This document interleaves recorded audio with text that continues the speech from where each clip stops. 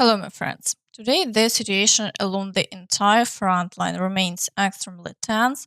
The Russians continue to gather all possible resources and attempt to advance. Let's start with an overview of the front from the Kursk direction. Official reports haven't confirmed any Russian offensive actions here.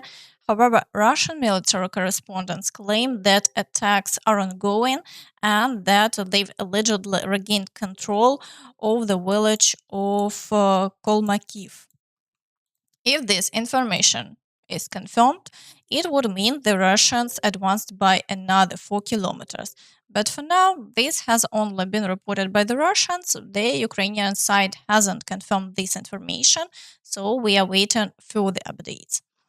In the Kharkiv direction, the Russians are periodically shelling the area, though activity seems to have decreased for now. It's possible they are facing issues with ammunition or are stockpiling for future attacks. But for the moment, the situation has somewhat stabilized and the fighting continues for Vovchansk, and the Russians attempt to break through near the village of Starytsia. However, no changes in the front line have been recorded over the past 24 hours. In the Kupiansk direction, the Russians continue to pursue their objective and are gradually approaching Kupiansk. Today, the distance from the front line to the outskirts of Kupiansk is about 3.5 kilometers, and the Russians are trying once again to break through to Kucherivka. However, Ukrainian forces are successfully repelling them, preventing the Russians from gaining a foothold. To the south, the battles for Kolesnikivka and Kruhlякivka are ongoing, with the Russians claiming success near Kruhlякivka. There are now confirmations of assaults involving armored vehicles, and it appears the Russians have made some progress. However, we won't jump to conclusions yet, as the Ukrainian side hasn't confirmed this information. Some cartographers are showing that this territory has indeed fallen under Russian control, but only after Ukrainian forces conducted counterattacks. According to their data, Russian forces managed to advance in the past day, reaching a water barrier, but they haven't captured Kruhlякivka. We are waiting for confirmation or refutation of this information. In the Borova direction, the Russians are assaulting Lozova, but all attacks near Vishneva have been unsuccessful and no new activity has been recorded. Further south, fighting continues for Hrekivka, and after Russian forces made progress across the fields, they began assaulting Novomykhailivka. The situation remains challenging, but for now, Ukrainian forces are continuing to repel all attacks. In the Kreminna direction, the Russians are storming Terny and carrying out shelling, but they haven't to achieve any new successes, and the fighting continues. In the Siversk direction, the Russians are once again attempting to break through to Serebryanka through the forest, aiming to advance towards Siversk from the north. However, Ukrainian forces are successfully repelling all attacks, and over the past day, the front line remains unchanged. In the Chasiv Yar direction, battles are ongoing near Stupachki, Pretechene, and the Russians are storming Bilagora.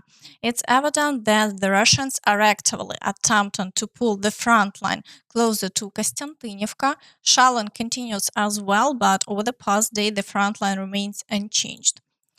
In the Toretsk direction, the Russians are still fighting for control over Toretsk, but have been unable to fully capture the city. Ukrainian forces are successfully repelling them, halting their advance. However, the Russians are trying to improve their positions by intensively shelling the northern part of the city using both artillery and FPV drones. In addition, they continue to attempt breakthroughs toward Sherbinivka, but so far the situation remains unchanged. In the Pokrovsk direction, the Russians are storming the villages of Prominy and Myrolubivka. They are also heavily shelling Mirnograd, though offensive activity here has slightly decreased, possibly due to regrouping. However, further south, the activity is more tense. The Russians are aggressively storming Novoselydivka, Hrenik, and Kurakhivka, continuously trying to break through the defense of the Ukrainian fortress. Fighters on the ground report that the situation in Selydove is approaching a critical stage. The Russians are entering the final stage of encircling Selydove. Their goal is both Vishneva and the northern high-rise area near an important road. They are aiming for convergent strikes to completely encircle the city. At the same time, they are launching frontal assaults in the east and northeast of the city. What we are seeing is a hybrid approach. Mobile units are attacking the flanks while infantry assaults head-on. We've seen this tactic in areas like Bakhmut, Ocheretine, Novogrodivka, Chasiv Yar, and Toretsk. The outcomes vary, but the style is the same. In Chasiv Yar and Toretsk, it's far from over. It's clear that they haven't succeeded in repeating what happened in Novogrodivka or Ocheretine, so the fight has been fierce for 2 months now. As of now, no significant changes have occurred, and Russian forces' capture of Zoryane remains unconfirmed. Ukrainian forces describe the situation as follows. The Russians launched a successful attack near Zoryane. They crossed the river and have effectively reached the rear of Hrenik from the south, posing a simultaneous threat to Kurakhivka. It's clear that the situation is gradually worsening, and halting the Russians at once has so far been unsuccessful. In the Kurakhove direction, the Russians continue attempting to break through from Maximilianivka toward Kurakhove, shelling the city to destroy Ukrainian positions. Additionally, battles for Kontarinivka and Antonivka continue, with potential changes expected soon. Russian forces are already claiming they've reached the outskirts of Katerynivka, and the part of the village has entered the gray zone. If confirmed, this could signal a swift loss of the village. It's evident that the Russians are gradually advancing here as well. In the Vuhledar direction, the Russians continue the assaults on Bohoyavlenka and are attempting to break through to Novoukrainka. Despite conducting shelling, they have been unable to break through in the past day, and the front line remains unchanged.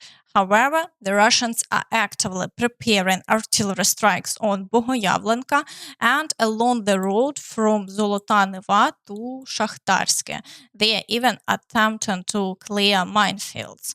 This suggests that a new wave of offensive actions may be imminent in this area. In the Zaporizhzhia direction, a large-scale Russian offensive has still not begun, and activity remains minimal. Attacks continue near Molotokmachka, but there have been no significant successes for the Russians. In the Kherson direction, the situation remains stable. Shelling of the right bank continues, and there are occasional attempts by the Russians to break through to the islands, but nothing has changed. However, Odessa continues to suffer from strikes. A huge column of smoke rises over Odessa after an explosion, according to local reports. Preliminary information suggests a hit in the port area with reports of a large fire. And that's all from me.